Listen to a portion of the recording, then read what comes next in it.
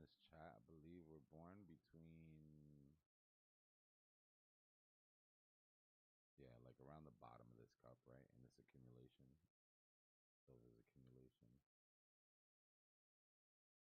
1986 forward. I was born in 92, but I didn't have any money. Well, look, bro, you can make excuses or you can take accountability. Okay? Like, sure, you bought a lot of things between now and 96, and none of them were silver, so.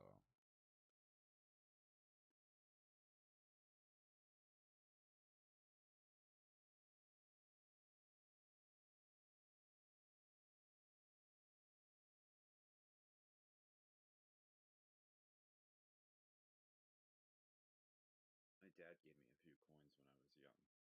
I'm sure they're in storage somewhere. Nah, honestly, looking at this, we can just get mad at our parents, bro. Screw it, right? What were you doing with your life?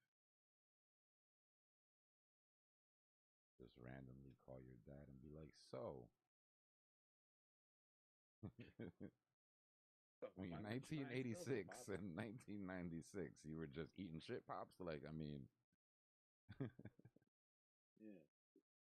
You were doing silly things like buying houses and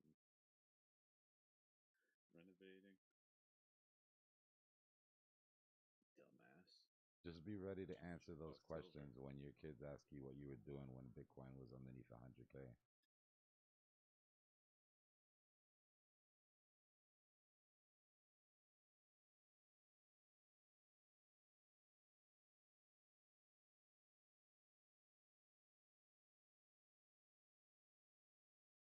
I should have just bought more on Friday. Like Friday, I was like, nah, I'm not gonna buy any more today. I'm just gonna wait till Monday. That was a big mistake. Damn, Anthony, that's crazy. $25 premium between paper and physical. Yeah, I mean, that's gonna get worse in my opinion, bro.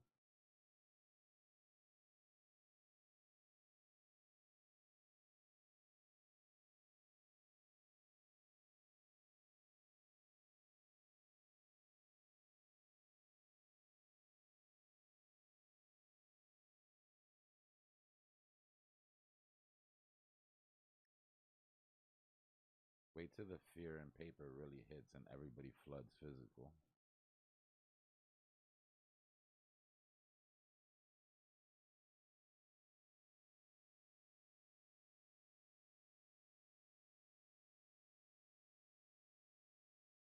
We're putting in a lower high on Bitcoin. Not really too worried about what Bitcoin does until we close CME. Pretty confident in that closing.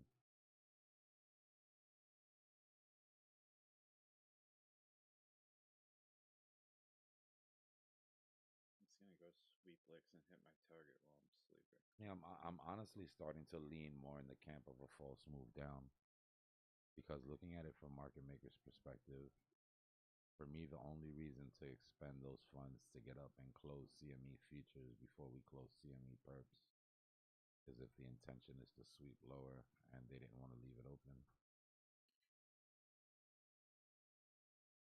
Or they would have just left CME futures for the way up.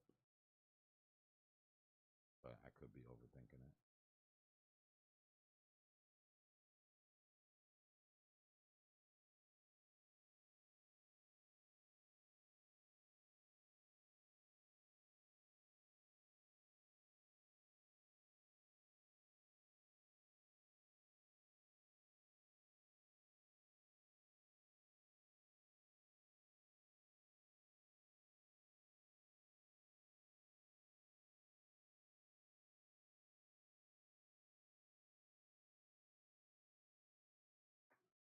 It's the SBF inverted butt cheek pattern.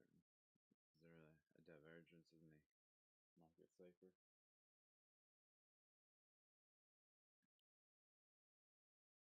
I don't know if he's talking about Bitcoin.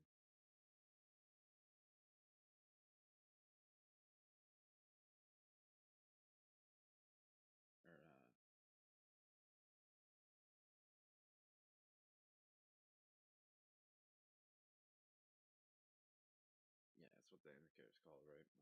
whatever. Like Mm-hmm. it's like for B or for Manchu or whatever.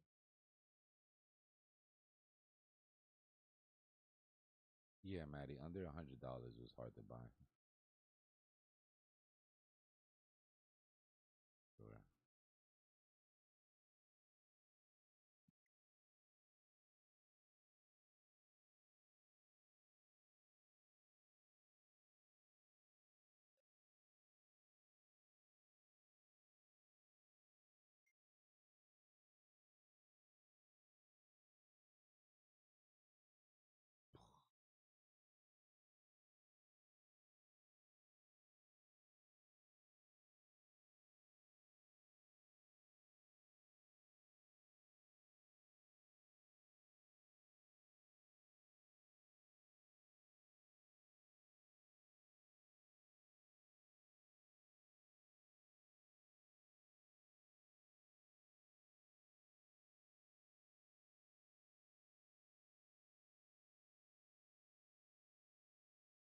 Said it. Silver overtakes Nvidia. Yeah, if we look at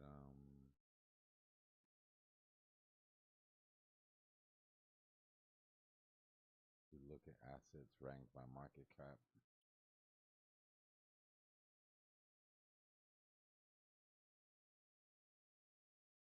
Refresh real quick. It's about to. As gold and silver are about to be the top one and two. Well, I'll be honest with you. All the good crypto calls are made this year and all that, whatever, cool. But that rotation into metals is the one I'm the most proud of.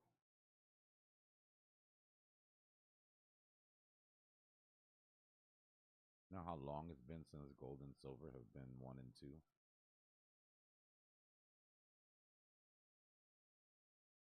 Look at Bitcoin at 1.7 trillion.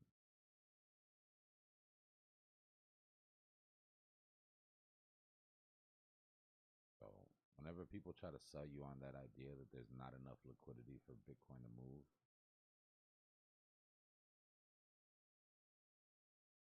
you can tell them that they're full of shit. Liquidity's there. It just didn't come into Bitcoin or at the in the last year, I should say, right? Went into silver, it went into gold.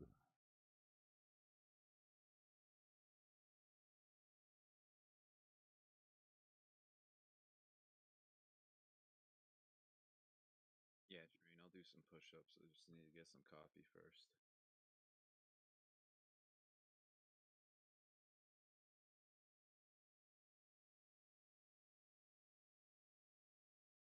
My bad. Added night mode too. God, much more pleasant.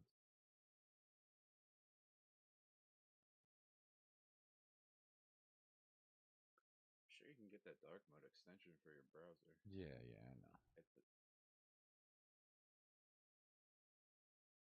I know there's one thing that's annoying as hell for me every time I go to CoinEgg. It's like defaulted into light mode, and I always have to switch it into dark mode every time I go there.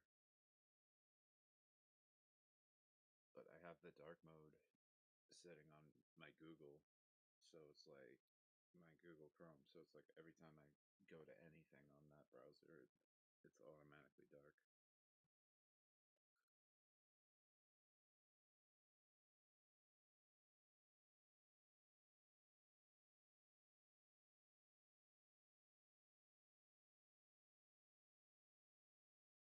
Remember how I told you everybody will start wearing silver once prices get up to all-time highs? Chrome hearts, chains, belt, wallet chains, rings, bracelets. It's through the roof right now. And all the influences are all chromed hearts stripped out. Never fails, man. These jewelers got such a good racket. It's like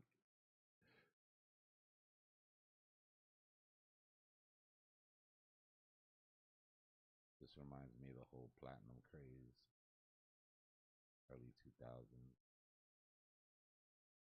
Then Oh, get that would've been caught cool. dead wearing a gold chain. I remember that dude. Yeah. And that's when platinum was at all-time highs, coincidentally enough. You know, they basically Well, I just mean, made them exit liquidity. Just to mention a gold back in school back in the early 2000s, man. Like gold, platinum. Like, man, you brought back memories saying that. wild to me that jewelry like is sold as a store of wealth, and reality it's like kind of a really bad way to store your wealth if you're gonna buy a metal. Depends on the metal Right, you and can the timing. you can bury it. You don't want to buy a kilo size yeah. Cuban link right now at today's prices. Chances are over the next 20 years you're you know. But if the timing is right, yeah, do very well. Yeah, absolutely. I just mean more like the average person they're marketing it to in such a form isn't trading. They're just buying jewels that often aren't going to be worth nearly what they spend on it at the beginning. Now, right now is the time that's probably a little different. I'm sure there's a bunch of people selling back some of their jewelry and stuff too. But Watch market's even worse right now. Everybody that bought that Rolex or that AP that they wanted during during COVID is underwater right now. Anybody that bought a watch over the last 4 years is currently underwater. If you bought it as an investment. I have a buddy that does custom Rolexes and they're really sick, but also like definitely even though they're like super amazing like etching work and it's It hand done. butchers the price. That's a good way Yeah, I to can kill only a Rolex. yeah.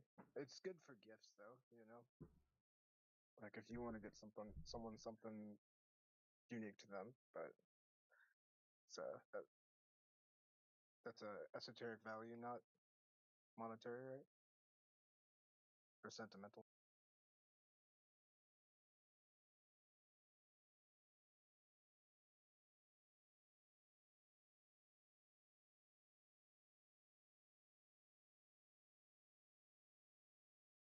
I'm trying to remember the name. There's a metal that my friend had some chains, and his were pretty cool because they were uh, like very rare, some kind of rarer metal. It started with an R. I don't remember, but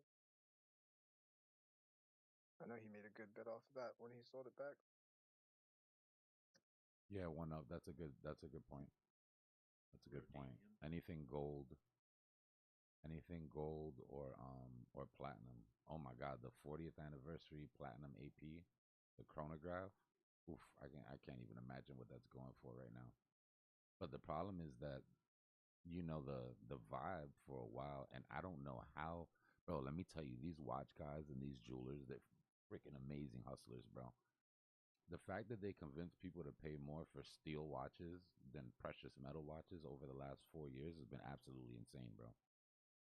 You go try to get yourself a full steel diver, you almost platinum prices in some cases with the markup on the gray market. So most people were buying steel. But yeah, you're right. If you have a good solid gold or platinum piece, looking really nice right now.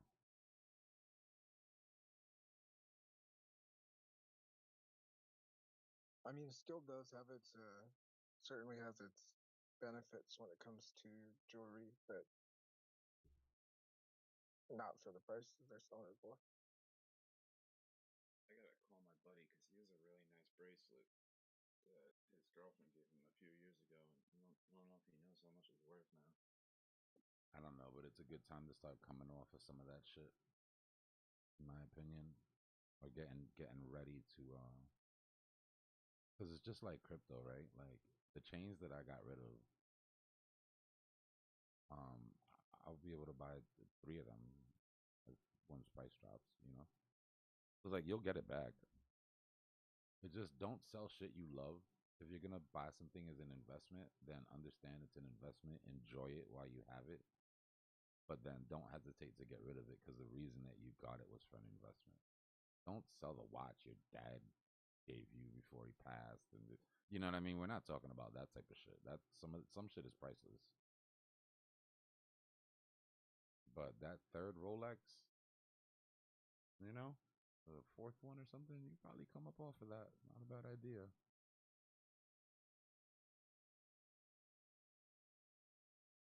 Alpha it. I'm up alpha it. Was it a bad time to buy watches? Where's Mike? Mike's got a gold Rolex he's been trying to get. Mike, did you? Oh, you're still. I didn't read what you said. I know someone that's actually looking to buy their first Rolex. Is it a bad time for them to? Yeah, prices are gonna get cheaper. I mean, it's a good. Okay, it's the gray market is gonna get cheaper, right? It's a good time to buy your first Rolex from Rolex themselves because the wait lists are getting really small. Like the wait list for a Submariner was like 6 to 12 months. You could probably get it in with like 3 months now Gotcha. because they're starting to So fill those obviously, wait lists.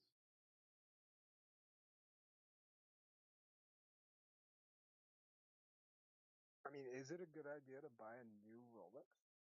It depends if you want to build a relationship. Right? If you're Yeah. somebody who's gonna be a watch guy and you want to build a relationship with Rolex, you want to get some purchases in because that's how you get the phone call for the watch you really want. I thought. Unfortunately, sometimes you've got to pick up shit you don't want, and that's what sucks about the game. Like I almost had a heart attack at AP the other, like what was it like last year? Because I've been on the wait list for AP for like 2 years now, 3 years. I went in there, they called me in for a meeting, and I was like, oh, like that's the first step once you're being considered, or once you get up close enough on the list, right? They start doing interviews.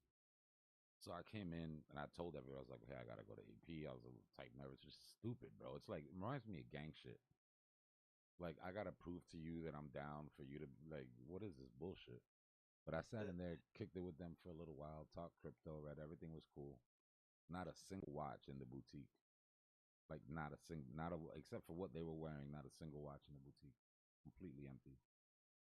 Left, didn't hear back from them. And then during Christmas, I got a message that said that what I wanted wasn't available, but that there was an AP available, and it was a woman's 36 millimeter or something, but some shit I didn't want.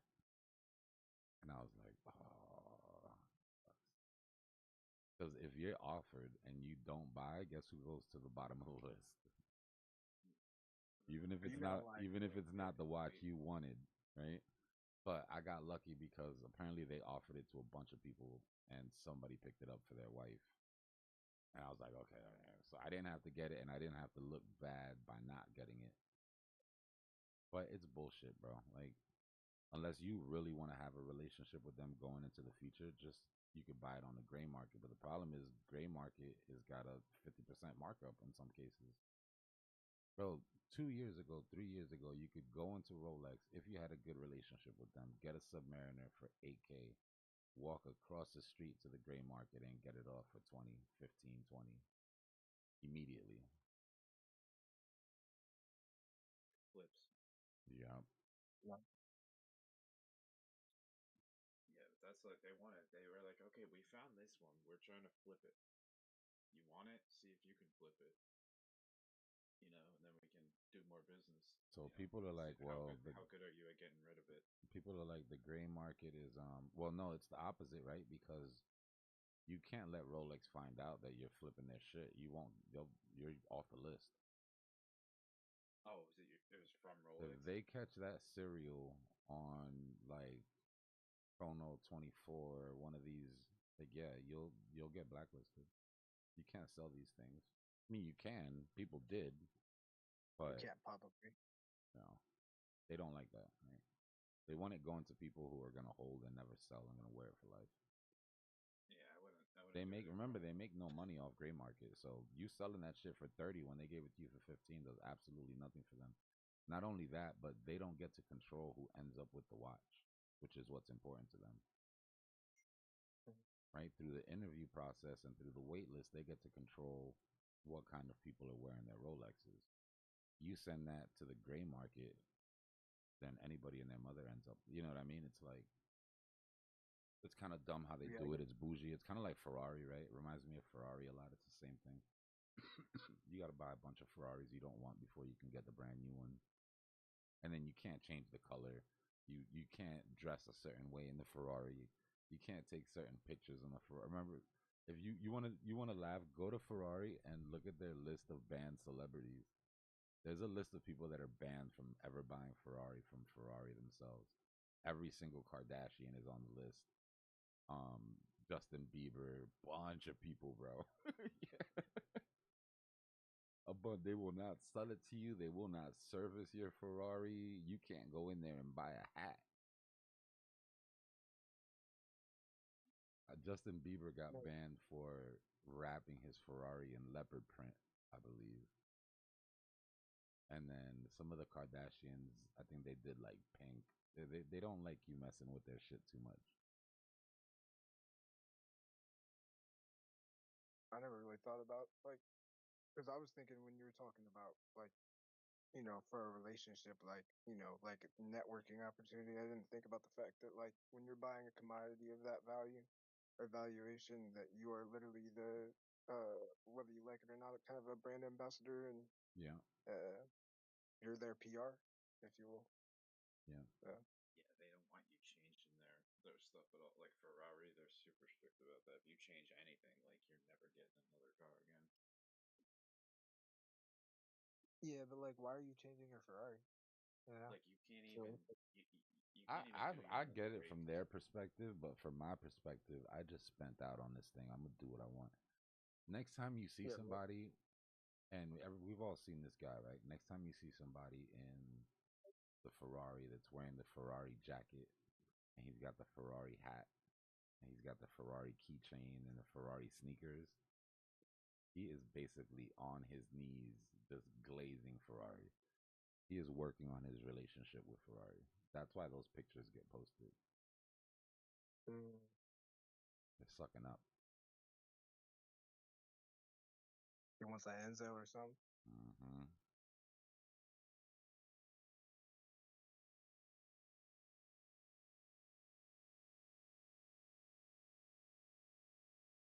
Man's gonna do Man, what a why they man's got gonna do, I guess. But why they I was gotta just do waiting I until mean, I I'm got not three hating. Ferraris. You know, some people are like serious watch addicts, bro. And if that's the case, then you can't. You need a relationship with an AP or with an AD, right? With an authorized dealer. You you have to keep that relationship healthy, or else you know, it's like being a crackhead and you can't get the best crack.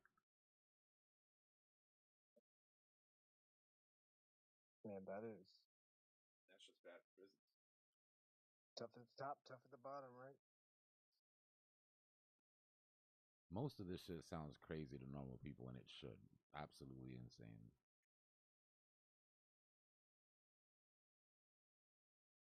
Like if you're Well, a I crack mean, dealer, you need to be able to get the best crack. You know, the thing it is that is. it really is about saving money, though, right? Because if you're gonna get into a lifelong sort of watch obsession, and you're gonna end up buying a lot of pieces over your life, if you have to buy each one of those on the gray market, at a 50% markup, that's just less watches for you in the long run. I mean, everybody, if you're into watches, everybody should try to have a healthy relationship with a dealer. That being said, if you give me something for 20 and I can sell it for 60 overnight, it's gone.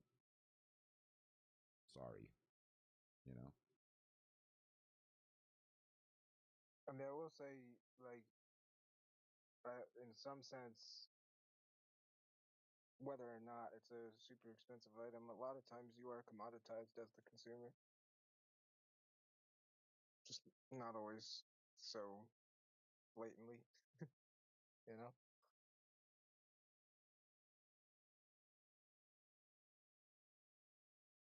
That's wild, though.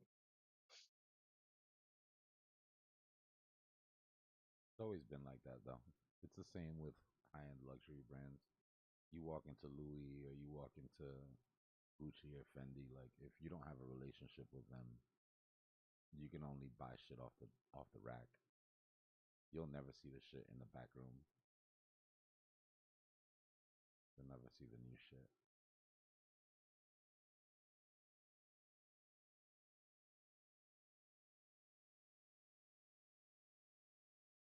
Yeah, I've promoted some like niche brands and stuff, to, like some niche designer stuff, but generally I do try to keep a good relationship with those folks because I like custom stuff, so and not spending out the wazoo for it either.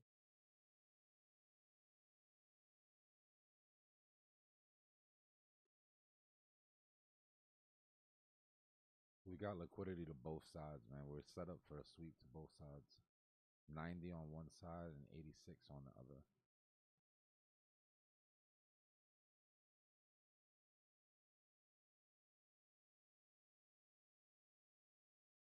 So we're giving back a little bit of the gains there. We need to get some more liquidations inside that trap. Robo-balls, even at thrift shops, bro. Trust me. Having a relationship with the thrift shop owner is a big deal because you think they don't go through all of that shit when it comes in. They know people are going to thrift shops to look for shit that's got value. They go through all of those boxes before it gets put on the. I'll give you an example. When I used to resell sneakers, Nike was dumping a lot of B grade sneakers on Ross at the time. And I used to go to all the Rosses, and every once in a while you'd catch a pair on the shelf, but it was rare. So I used to buy a bunch of Starbucks cards, and I used to go to all the Rosses and talk to the managers. And I used to ask them, "Hey, look, I'm reselling. I know you guys get a lot of inventory. Remember, a manager's job is to move inventory, right? They need to make shelf space.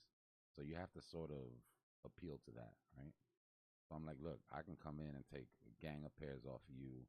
I'll make your job every month super easy, but I need the boxes because they didn't come in boxes, right? They would just be on the thing. I need the boxes, and if I could take a look at them before anybody else, before they go on the shelf, then I'll take care of you." And I'd go in there week after week, and they'd be like, we have nothing," and I'd just give them that Starbucks gift card, give them my number. Starbucks gift card, give them the number. Eventually, the phone starts to ring. "Hey, we got a big shipment today. They're still all in boxes. If you can be here within the next couple hours, I'll give you some time to look through. Da da da da da." Relationships make all the difference in the world, bro. Trust me. Something as simple as just somebody wanting you to win, or somebody realizing that your win is also a payday for them. It's sort of like insider info, but for consumer goods. Yeah, I know, like even like storage Access. units and stuff. It's access, right? It's levels of access that you don't that you're like think of everybody's family or friends. You're like, oh, if my mom worked here, if my friend worked. Well, you can become friends with those people, right? And then it's mutually beneficial. I did it all, Lee. I've been a hustler since I jumped off the porch. Yeah, I knew some folks that did. They'd buy like abandoned storage units, and same thing. Like you get to know the managers. Sometimes the managers will give you insight if you know customer who lost it, had nice things or whatever. A lot of times they only sell to like certain people. They won't just like they'll publicly auction the ones uh, that are of lower value, but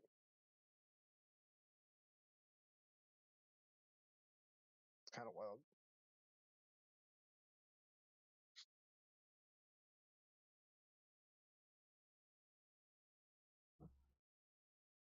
What's everybody doing for dinner tonight?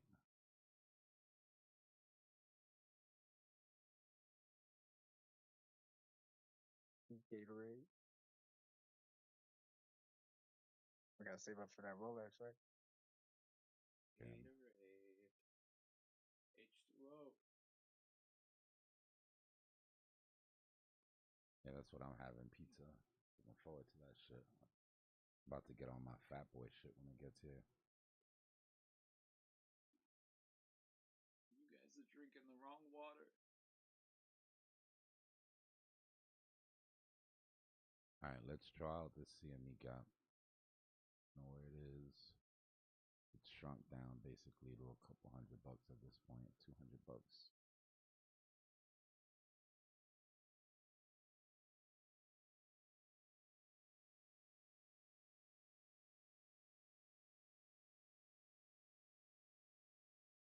Nice move though. The ME gap was all the way up here. We're gonna count futures. Came up to it so it would close. And then shrunk this down. This officially brings the end to the weekend. So we can pull our weekend trap over. Now we're on false move watch. Yeah. Let's go 15-minute chart. Get some of this up. False move up doesn't get confirmed until we're at 89.6. False move down only has to come down to 86.6. So what my bag would like is for price to come down into these liquidations, have our false move down, and take a nice chunky long into the rest of the week. Now, whether or not we get that is a different story.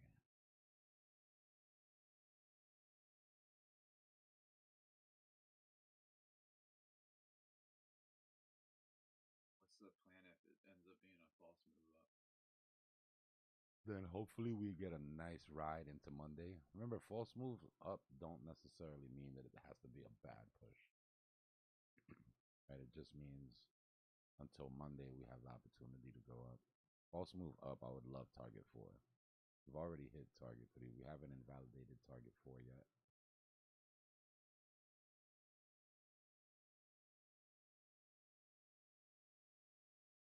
That would be, in my opinion, the best for sentiment. Just today's going to get a little froggy if we dip.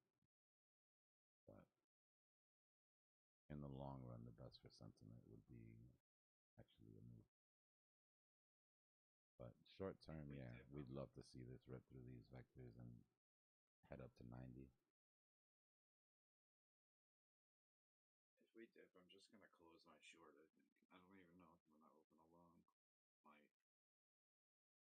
I'll have to see what it looks like when we get there. Get rid of that line.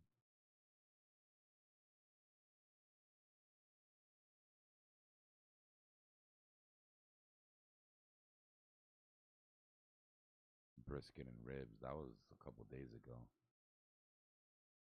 Yeah, I don't know if I just had my fill of brisket already, but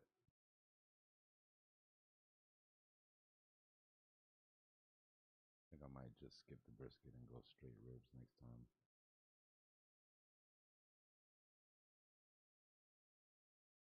You know, sometimes you just eat so much of something, it's like,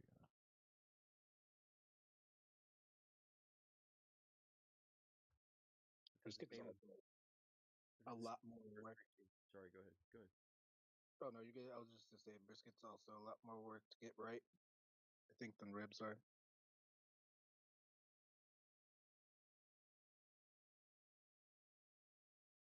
I was eating too much steak and I had to like switch it up, some bacon, sausage, whatever else. High protein, high fat. I've been eating the same exact meal for over 3 years now. Bacon and eggs? Oh well, mostly beef, but Oh, bacon steak and eggs. Yeah, but bacon like every other day probably. Yeah. I have a buddy like that. He used to eat chicken rice for like almost every chicken rice and veggies for almost every meal.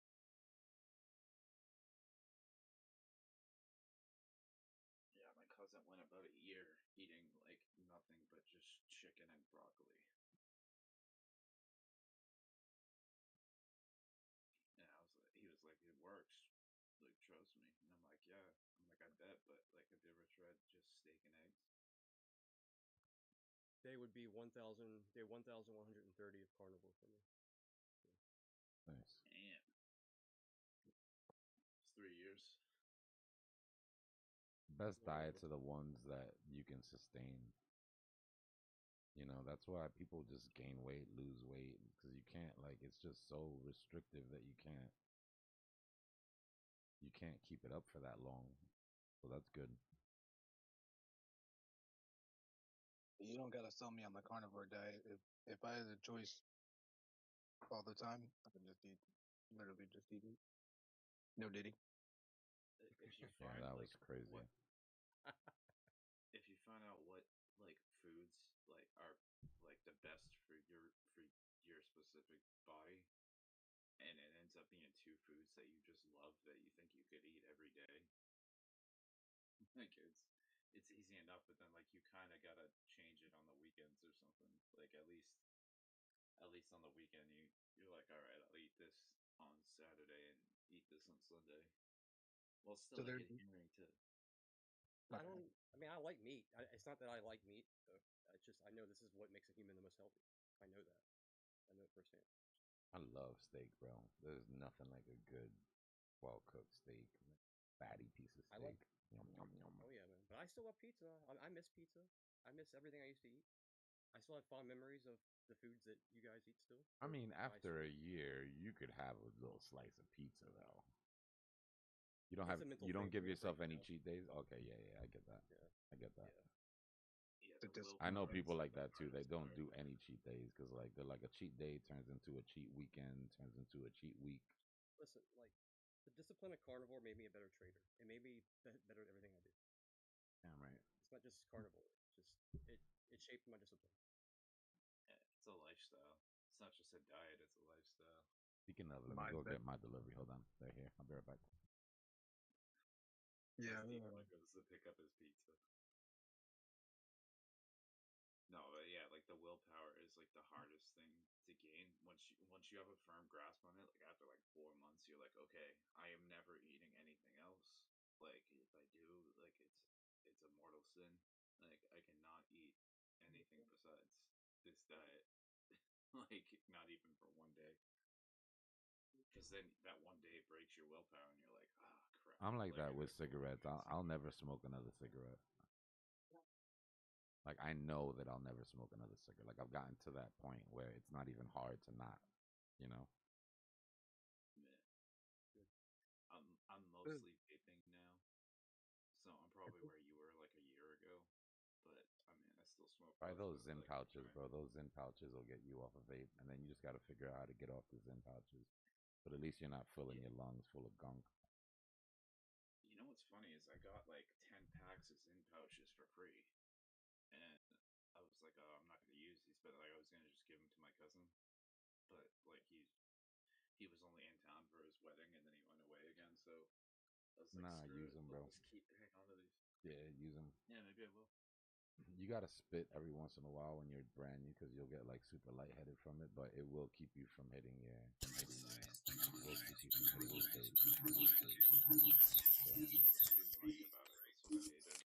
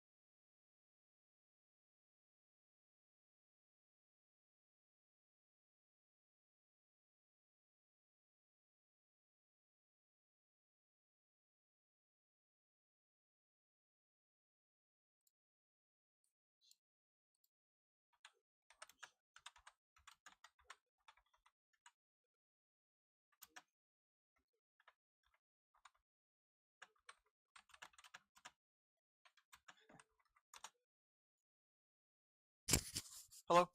Hello? Hello? Hello?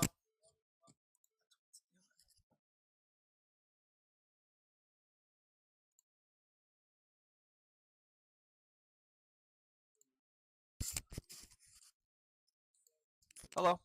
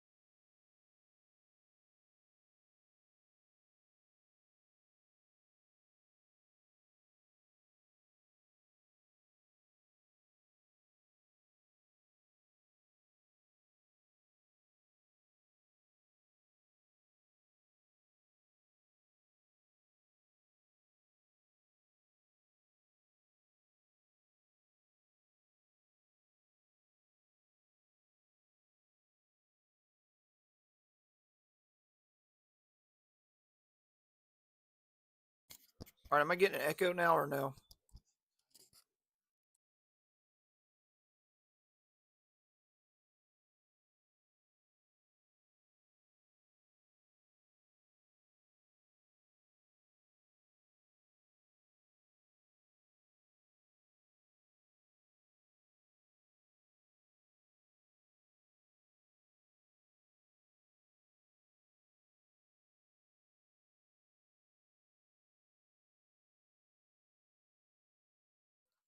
All right, all right, we'll try this. There's not going to be any music or nothing because I got to figure out this echo thing. I hear it on my side, but we'll skip it for later. All right. Here's how I do it.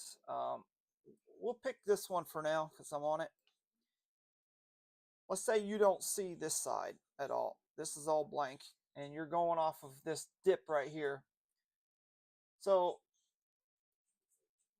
what I do is, this might not be a good one. This one does a lot of movement. Let's try this one here. This one's crazy too. All right, that one did a lift off. Let's go to Hippo. I'll find one that's perfect. All right, forget. We'll do this. All right, what I look for when I'm looking for it, it's like say if I was going to trade this one before it did a little blast off, just pretend it didn't do that. But I will mark the highest it went during this time. So I would mark it like this. But I'm going to mark it for you guys because I've already know how to do it. Like I can see this and know where to go. But since you guys are new, let me scroll up here. Where'd that freaking thing go? Where the fuck? I can never find this shit. Oh, here we go. All right, what I do is I'll go from the highest position, which is this right here, and I'll go across. And we're pretending that this wasn't there yet. Yeah, the Bollinger Bands, they only give you an indicator to show you, and then I'll do the bottom like this. All right. So this is where I'll look for the trades, right? So pretend it was over here. This wasn't here yet. And then it comes down. I look for my RSI. See where the RSI is low? And the Bollinger Band just tells you the direction that this thing might go. So if you see the red, white, and blue, when you do your Bollinger Bands, they're not going to be red, white, and blue. They're going to be blue and light blue and blue, I think. You could change the colors. You just go in the settings up here and then go to style, and then you can change the colors. And that's what I do. I do green for uptrend, downtrend, that kind of stuff. But once you draw this out, right, you want to wait till anytime the Bollinger Bands are heading down, I would wait, because you don't know the direction this thing's going just because they're aiming down. So this EMA is what you're going to use to let you know if you're going to stay in the trade or get out or hold. I'm actually hold or get out. But so once you see this, the RSI, make sure the RSI, the RSI here is low. Oh yeah, these are set at 14. You go to RSI, you go to input, it's 14. So settings, input 14, and also the Bollinger Bands, you go to input, I got 20, but you can also do 14. It's still going to be the same. But so what I do is I look at my RSI. Anytime it's low, it's most likely going to go back up. But on this position, I wouldn't have bought just because the Bollinger Bands are aiming down. As you can see, they're coming down.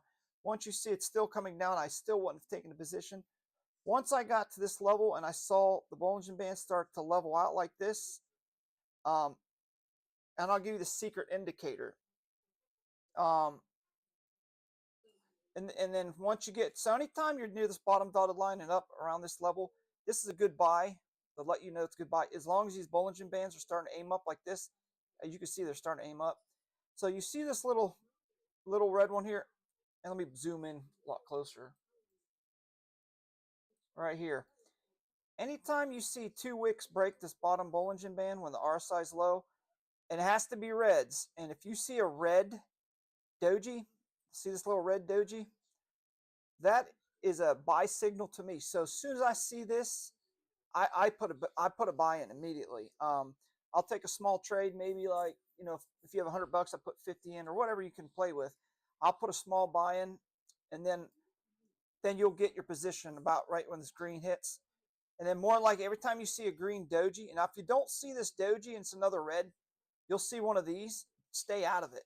So you see the bigger these wicks are, the harder this thing will run. See how long this wick is on this doji? If this was down here, this thing would rip.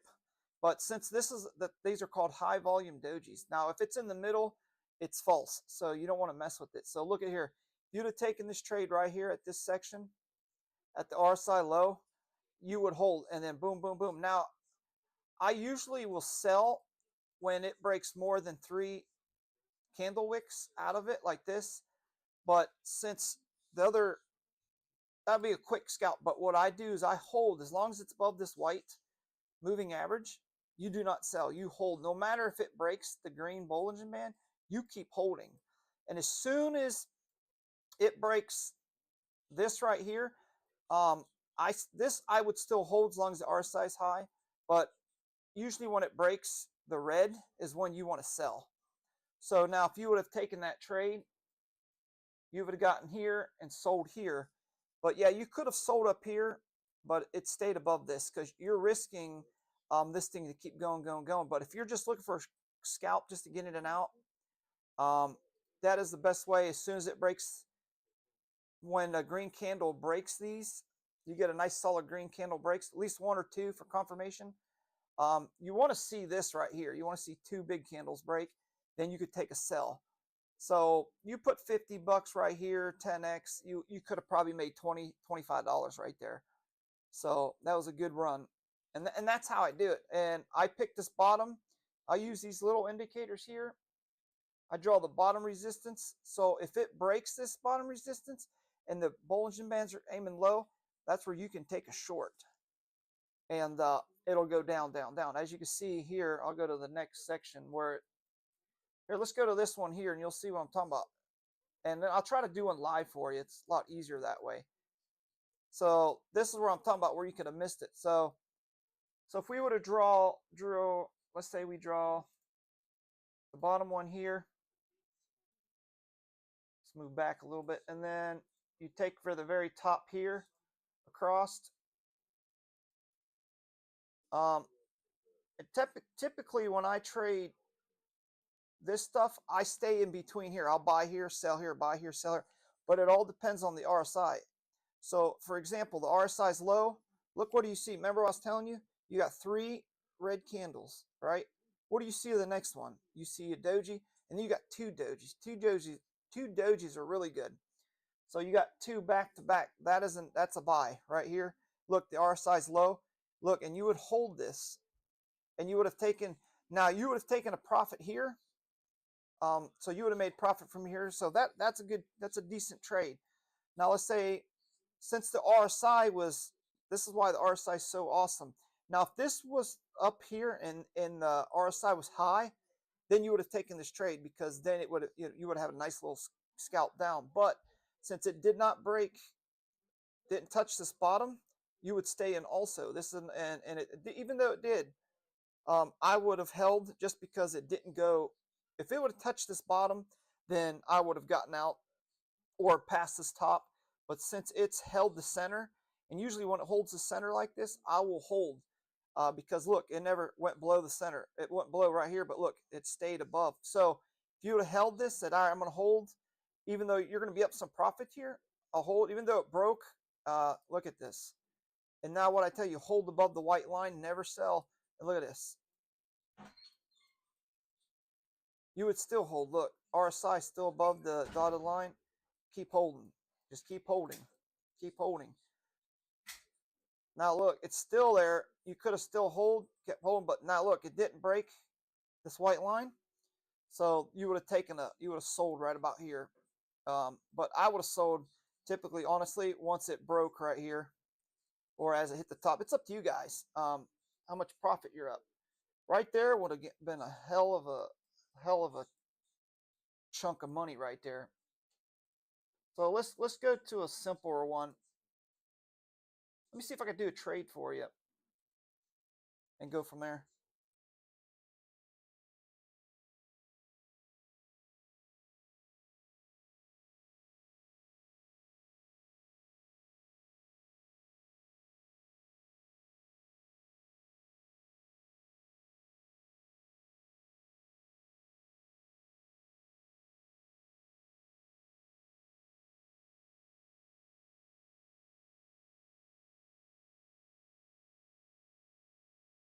All right, see on this one, you could have gotten in here also. I'll get rid of these real quick. Look here, RSI is low. Oops, RSI is in the middle towards the bottom. But look, you got 3 reds. Now this wouldn't have been a trade I would have taken, just because even though 2 broke, this could have been a trade if you wanted to. Since the RSI is in the middle, there's 2 breaks. But look, there's a little green doji. And it don't matter what color doji is. It's got to be 3 reds, a doji, and then you get a little lift off. But that wouldn't have been a very good play. But this one here would have been a good one. Look, you've got 1, 2, 3 broke. You got a doji, RSI is low. Boom, boom. You hold above the line. Typically, you would sell once it breaks the Bollinger Bands. But as long as it holds this white line and doesn't break the red, you just continue to hold. And then you would have taken your profits here. But as you get better and learn this, you'll get it. So for right now, I would just do buy from the bottom of RSI, find the doji, let it run up. Once it breaks the top of the RSI in this area, you would take your profits. And that's how you scalp. That's how I do it. So for starters, you want to do is you just want to break off, like zoom out a little bit. You would take, so if you wanted to start a new trend with this one, you would take this, the high off of this, and then the high off the bottom. And then you would wait. So if this RSI comes down to here, and you get one of these little dojis right here, you would take that trade. And then, as I use these for just a good indicator, but as you can see, the Bollinger Bands are aiming up. See how these are aiming up? So hopefully it plays like this. So you get an idea. Hopefully they play like this. then you want this to come down, touch this, which means the RSI would be in this level. And then you're looking for that bounce. The RSI would be in this level, sorry. And then you're looking for that bounce. And then hopefully we get that doji to ride up and sell up here. Then the RSI should be in that area. And that's how I do it. I mean, once you practice this a few times, don't use a lot of, use 20 bucks, 10 bucks. You'd be amazed of what you can get. Let me see if I can find one to do a quick trade on you. Trade for you. Let me get rid of this shit. Yeah, I'm in a couple trades I should have got out already, but I wasn't paying attention. So, and then how I find my stuff, I go to the top here, hit your 24-hour change, and you go for the ones, the first 5. That's got a lot of volume on it. So let's say I'll pick. I think I already got into AT. Yeah, see AT, I'm up 6 something. So look here, I bought mine at this bottom doji. As soon as I saw that doji, I bought, and I could have sold up here and made me a fast, I think that was 15 bucks, and I've only got $50 on it, so that'd have been a quick 15, 20 bucks. Well, actually, let me see how much it would have been. It would have been $20 right there, and that happened less than 30 seconds. So you'd have made, oh, sorry, the time frames, I do 1, 3, and 5. So what I do with the time frames, I'll pick 1 to trade off of. I'll take 3 to see the direction, the 3 minutes, to see the direction of the Bollinger Band. As you can see, these ones here, hopefully they go like this and aim up like this. That's what you want. And then I'll do the 5 minutes to really show it. So as you can see, look, they're both headed the same direction. So this, if we can get another doji candle with a low RSI, would be a nice little uptrend. As you can see, that's what we're hoping for. Jet. All right.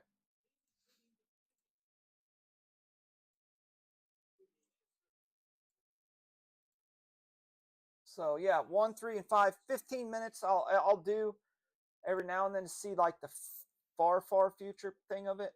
So right now, the way I see this 15 minutes, we're looking at this will go down, and then it should hopefully consolidate, and that's what you want for neither an up run or a down run. But if the 15 minutes starts going like that and aiming down, you can start looking for a short.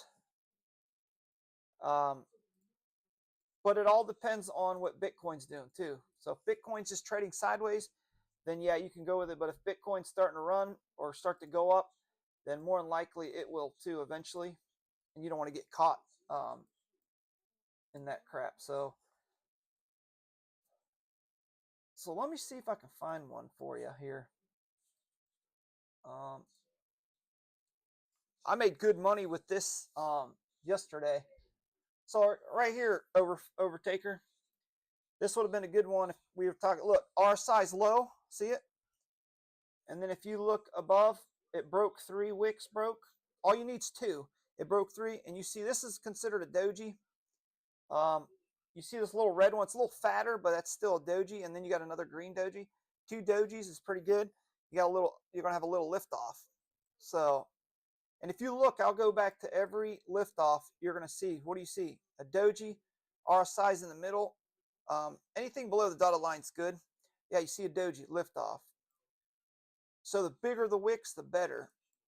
And you want to go sideways like this, because you get more trades. Like every green up is money.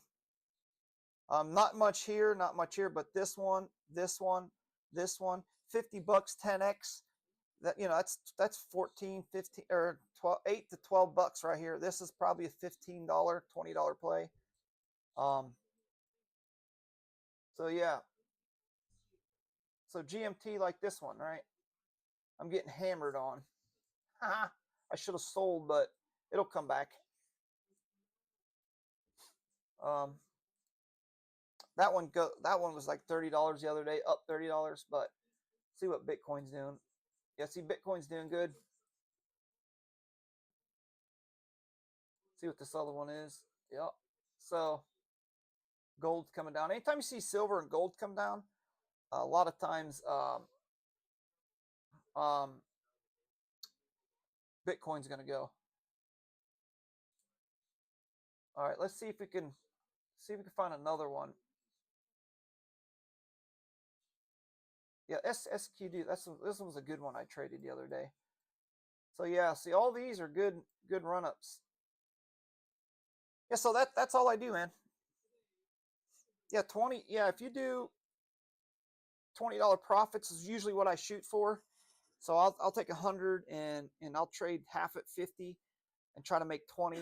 And then once I double the 100, then I start doing actually when I double the 100 to 200 to 3, that's when I start doing $100 plays. And with next thing you know, dude, you're going to be up. Like a couple weeks ago, I took 100 and turned it into $1,000 in a week, and then I did it 3 times in a row. And if you go to the Discord, you'll see all my plays and what I made. So yeah, sorry, the Heikinichi candles is what this is. Yeah, because you have to have them to see the doji candles. And if you don't see a doji candle on if the RSI is low and you don't really see a doji candle, you could still get in. It just depends. But if you don't see any, then that's a false. So it might pump a little bit and then go right back down, kind of like what this one did. Where'd it go?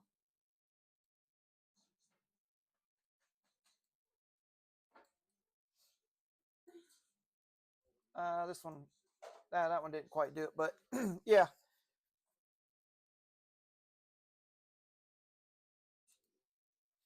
Yeah, and really, Overtaker, that's all I do. And I would say out of 20 trades, I win 18, I lose 2, and usually I lose 2 because either I make a mistake or I don't take profits when I should, thinking I'm going to take more out of it.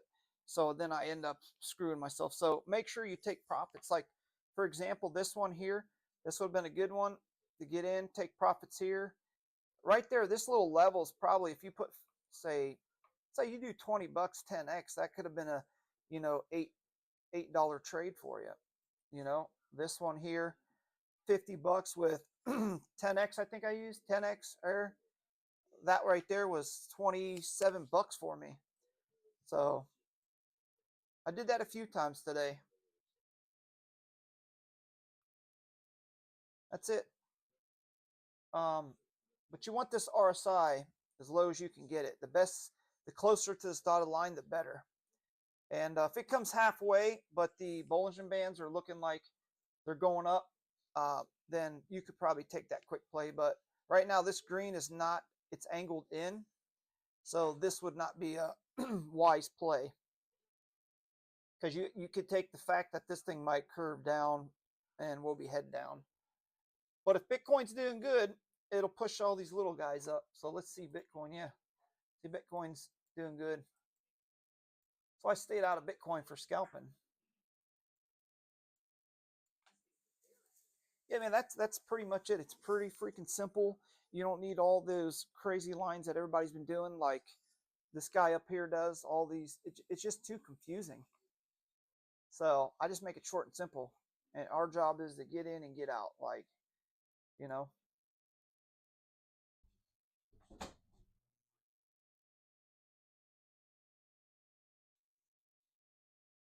Yeah, don't get discouraged. Try it a few times. Just be patient. Wait till the RSI is at the bottom. Make sure the Bollinger Bands are like in this kind of a sequence. But if you see, look for that doji candle, RSI low doji candle, and as long as these are going sideways or a little bit of a curve, do just get in because you'll make money every time. Like for example, here's a fake out that you could have got stumped on. The RSI, actually, you pretty did good on this one, but it's saying if you didn't see this right here, and you saw this, no doji candle, this would have been an iffy, but they're curving up, so you could have risked taking that, and you would have did good if you would have. But if you would have stayed out, you would have been fine. But this is what you got to look for. If you don't see the doji is like, yeah, I'm going in. It's telling you it's going up. We're jumping in. If you don't see it, then you got to use the RSI and the Bollinger Band to let you know. See, it's starting to curve like this. As soon as you see this red and the white curve up, green will automatically do it. You could have taken this trade and stuck it out up here and got out up the top here. As soon as it broke this top RSI. And that's what you want. That would have been a beautiful trade. But yeah, that's what you want to do. Pretty easy, pretty simple. It takes practice. I've been using this setup for about 3 years, and I've been killing it with it. So now I'm doing a prop firm also. That's what you see on this side. This is a prop firm. They gave me $60,000 to trade with, but I have to pass a couple tests before I can go all in. So, but once I go all in, I really gotta be careful what I do, because I want to make money, not lose money. So this one's a good trade. And if you can see, I got in down here on my last trade. See that arrow? That's where you want to get in. You see the doji on this one, and this works for this works for stocks too, guys, not just crypto. Look here, as I'm going to zoom in. Doji's down. Look, doji's down. Let me get rid of that. All right. Or the RSI's down. Doji, look at that doji. Beautiful candle. That's an uptrend. Boop. And as you can see, we went up. So works with everything, guys, not just crypto. The stock market. Yeah, BC is pumping, dude. I figured it would, because tomorrow opening silver was getting hammered. Oh God, what are we doing here? Oh, let me say, if you're in a nice pump, like say example like this, you can drag your I don't know if your thing has, you could drag your stop loss, take profits up, so which is pretty cool. But on the prop firm ones you can't, so I'll have to just close it out manually. So I'm up 52.14 on this with that $1,000 in. So yeah, I think this thing will be a good run. And I think tomorrow we're gonna have a good run, because it did break the CME gap, which they shot for this morning. So I think 84.6 will be the top on this. That's probably where I'll sell. Or sorry, 88,600. What am I talking about? That's where the liquidations all ends, around there, 88,400. So 88,400, I'll probably sell this bad boy. And then the next target is on the liquidations 88,800. So, but there's a gap right there, but there's a lot of liquidation down around the 87,400. So we got to watch that. So they might pump it up to that, and then slam that shit down. That's what we don't want. So hopefully it'll pump all these bad boys up. I can get out. I'm trying to get $20 out of each. Yeah, it's got a nice gap to get to 84, 88, 84, but there's nothing there. So altcoin should be running once this thing settles down. But yeah, see what my other one's doing. I'm up $70.75 on that one. Let's see, it broke the RSI, but it stays above the moving average in the middle. So I will hold this just because of everything going on right now. But that shit hits 100, I'm out.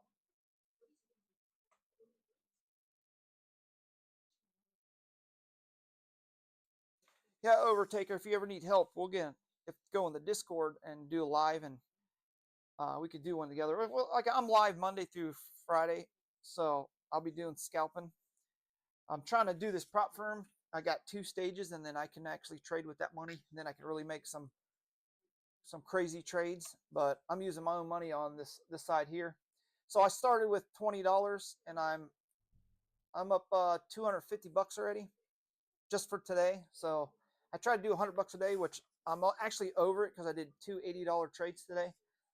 So hopefully these two I can make 40 by the time I go to bed, and then tomorrow night I'll do 2 more. So if you're on tomorrow night, I'll show you from scratch when I get in on these, and you can see how I do it. And like I said, you don't need all that crazy stuff because our job is just to take these little green scalps right here, green scalps, and the reds also. But I focus on the greens right now. We don't care about all those charts and graphs. We just want the price action. That's it. Because the longer you stay in, you'll start losing your money fast. So this trade doesn't work out, get out, get out, get out. So you don't have to wish, man. You can do it. Just all you got to do is just be patient. Don't jump in. Once you see the RSI hit the low, breaks below the Bollinger Band, you see a doji, you jump in. Like, see this one here? See the RSI is low. That looks good. Broke 2 dojis. That's good. Or 2 Bollinger Band. Look, there's no doji. So you would stay out of this trade just because there's no really doji to let you go in. So you have taken that. It went like this, and then this, and then you would have been discouraged. So this I would have waited till I got about here. So once you get about here, you got this big doji, Bollinger Band close to the RSI near the bottom. That would have been a nice little trade. But yeah, I can talk shit because I see it now. But once you see me do it without, you'll love it. You'll thank me later, trust me. So in the past 4 weeks, I've turned 100 to 1,000 4 weeks straight. So I'm going to try it next week. So right now I'm at 246. We'll see if I can make 1,000 by the end of by next Sunday. So started with, I forget what I started with this morning. So I'm up 246. So hopefully by next Sunday I have another grand. So if you guys follow along Monday through Friday, you'll see me hopefully can push that up. Push it up for another grand. That'll be sweet.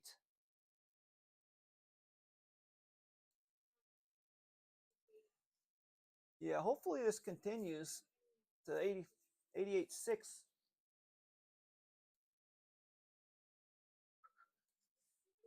I might keep this one and get out of this one. We'll see, but I'm not going to get out. Why? Because we're still above this EMA line. So we want to stay above. We want this line right here to keep doing this, and then Bitcoin. That's what we want to see.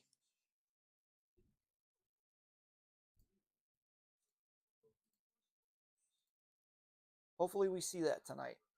And then I can get out of these stupid trades. See, this is a doji here. See how big those wicks are? So we want this to flip green, and it should continue going green.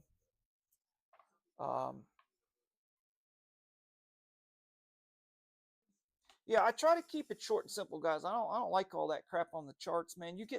By the time you read all that crap and this and that, you've missed so many plays, and I'm not here to miss plays. So I'm at, Chadwick. It's you got to practice it, and try to practice off of like something that you can like Bitcoin or something. You don't want to do these high moving ones until you get the hang of it. But that's why I trade at night, because no matter what, they all move slow at night. So the best time to trade is at night. Like right now, I don't know what time it is where your house. At my house, it's almost 8 o'clock, and it moves so slow. Like Monday through Friday, after I think 7 o'clock, it slows down like a snail, dude. And then you could trade anything. Take your time. Get out. That's when you need to practice. Take $20 and throw it in one using this technique. And then if you're up $5-6, get out. Go and then wait or go to another one and keep doing that. And then next thing you know, that 20 bucks becomes 25. And then once you double your 20 bucks, let's say you use 20 bucks and you double it to 40, take that 20 you use, don't even use it. Then take that 20 you made profits and then you start over. And then when you turn that to 40, now you have 60. So now you could take 40, instead of playing $20, you might bump up to $25 a trade. And then when you double that to 50, then you go up $30 a trade. And next thing you know, you're trading with 100. And let's say you lose it, it don't matter because you've already put away a couple hundred already. So you're trading with profits and never with the money you started with. So then you can't be really mad if you lose it because it was just profits anyway. Now, if you say to yourself, well, I'm up 15, I'm going to wait till 20, I'm going to keep it till 20, you might as well sell it, because once you get that mindset, you want to make more, you'll start losing. So just sell it. So give yourself a thing, say, all right, I'm going to do only $20 a trade. I'm going to sell at $8 or $10 a trade or whatever it is. Say $8 a trade, and you stick that. As soon as you're up $8, sell it. Make your money, and then just keep rinse and repeat. And then once you get comfortable doing this, then you can bump it up and do $10, $15 a trade. And then once you get the mindset of buying and selling, it don't matter how much money you put down on this, dude. You'll be able to make stupid money. It could be 10 grand on this thing, and you're going to sell and get in and get out. So, and then that's how these big guys do it. If you notice, they'll get up in the morning, they'll take the bunch of money, throw it in, make one good trade, they make a couple grand, they're out for the day, and they're good. So, and that's what we want to build ourselves up to. So you can pay 1 or 2 trades a day, make a couple hundred, a couple grand, you're done for the day. Don't even worry about crypto. It'll be here. It's always here 24/7. So yeah, like I said, I back tested this for about 3-4 years now, and it's been phenomenal. Out of all the other strategies I've done, this is probably my favorite, because once you see the RSI low, it breaks the doji, that's an instant buy. Boom. Because we're not worried about the news. We're not worried about all this graph stuff. We're worried about the movement, price action. That's all we care about. So at nights, you would go to this top market here. You take your 24-hour change, take the top 5, and that's the ones you're going to mess with, because they're up this high because there's volume. So you'll be able to get in and get out. Like this one here, I made stupid money on it yesterday. I mean, this thing would not stop running. So this one is a real good one to trade because it does move. See, look at this one.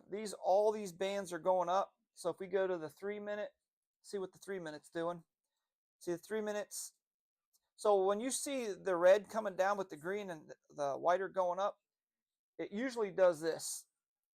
The green, it will make a bubble and then go up, and hopefully these do this. And that's what it usually, if it's going to continue going up. So far, let's go to the 5-minute.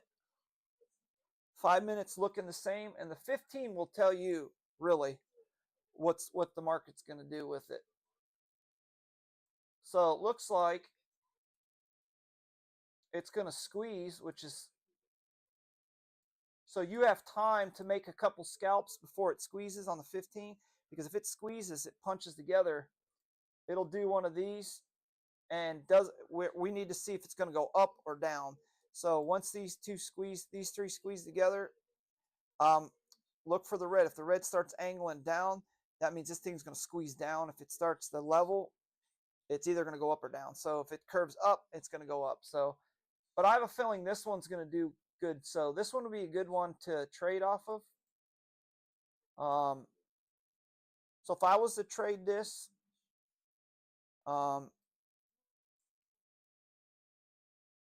would watch this RSI.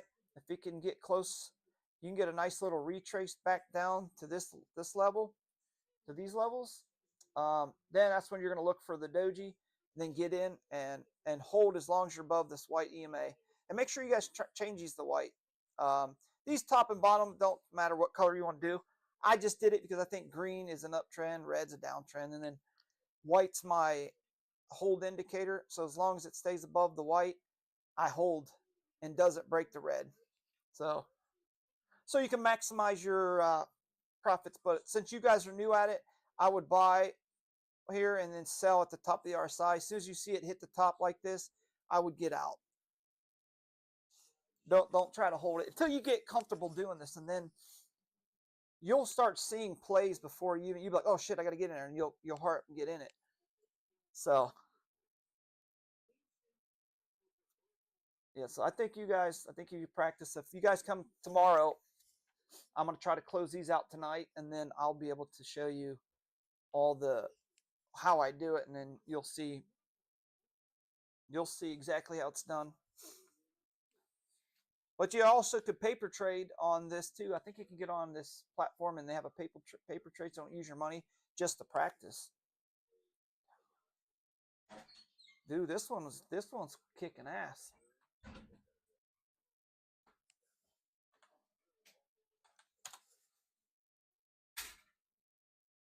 Oh, TA. Oh, TA.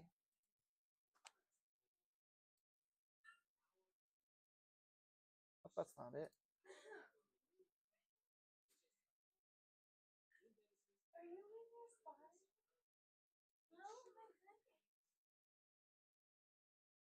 Yeah, this one's doing good. This is another good one to trade. This is Tau. It's a AI.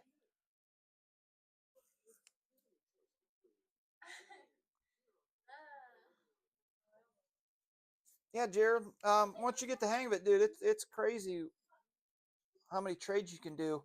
Just don't go too nuts with it. If you're winning like crazy and then all of a sudden you start to lose, just take a break. Just take a break. So, dang, I missed Tau. I was just talking about that the other day. Could have killed it.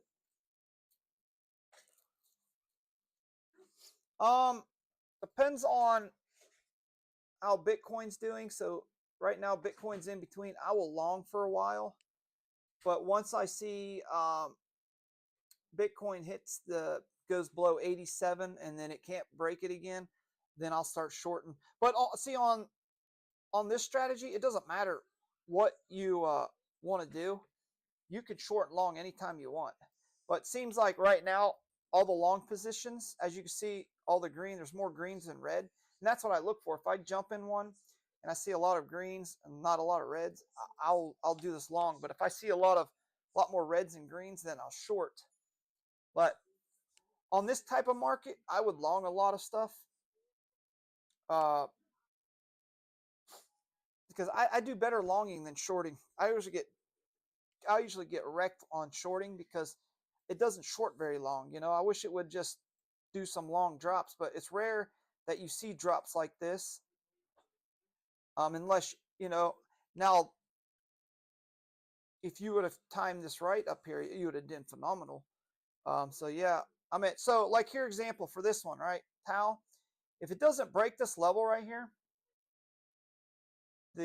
what is this? 226, say 227. It does not break that, and it touches it, and then it comes down. I would short this bad boy. But you also got to be careful.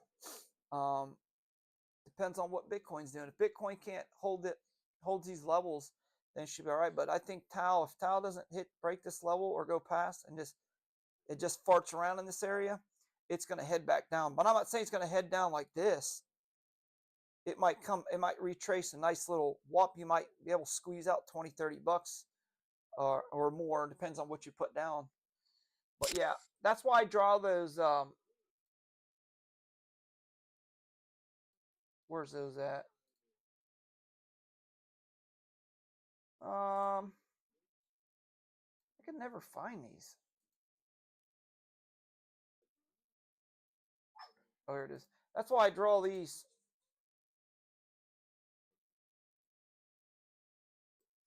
So, for example, this Tau does not break this, and it's gonna come down. Like if it don't break and go up, it might just go like this, trade a little bit, and then pew. So you could possibly short this if it doesn't break this level.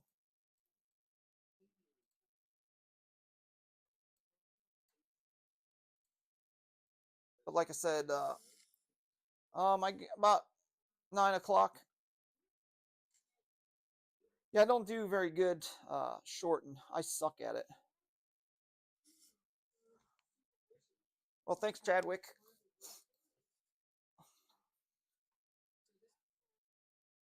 But yeah, it's pretty simple, man. It's simple to do. Just got to practice, and then once you get the hang of it, it's amazing how much money you could put away quickly.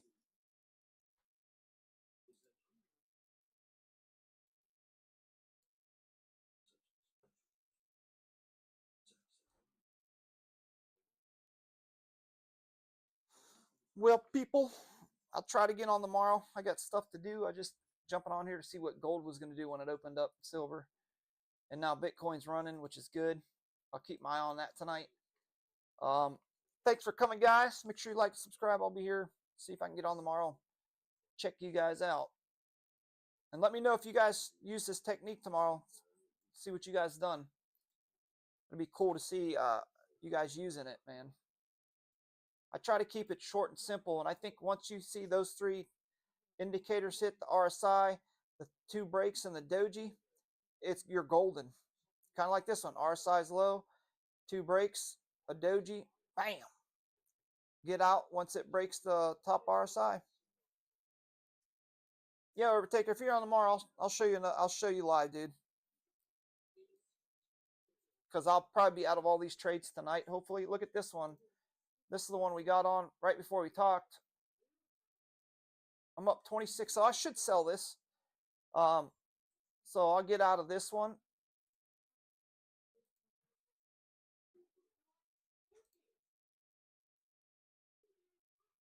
So that was $25.95 right there on this trade. And I risked 50 bucks. So not bad. I could have held and kept riding this thing up, but it's above the RSI. So it's above the white line. I could have held for a little while, but I wanted to get out. I've been in this trade for over an hour. That's too long for me.